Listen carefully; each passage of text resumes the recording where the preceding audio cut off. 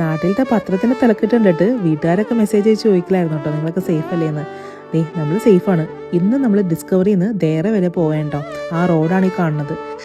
മുന്നത്തെ വർഷം ഇതേപോലെ നല്ല കൊടുങ്കാറ്റും മഴയൊക്കെ പെയ്തപ്പോൾ ശരിക്കും വെള്ളം മുങ്ങിയ സ്ഥലങ്ങളുണ്ടായിരുന്നു കേട്ടോ കുറേയൊക്കെ.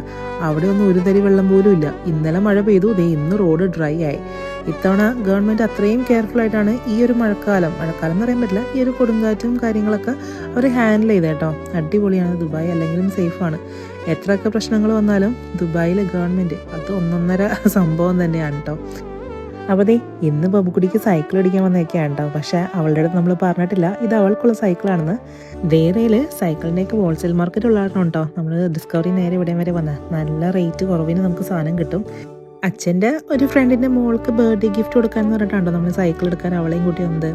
പക്ഷേ സൈക്കിൾ എടുക്കുന്ന സമയത്തൊക്കെ ആൾക്ക് ചെറിയ വിഷമം ഉണ്ടായിരുന്നു. പക്ഷെ അവൾ അങ്ങനെ ഒന്നിനും വേണ്ടി വാശി പിടിക്കില്ല കേട്ടോ.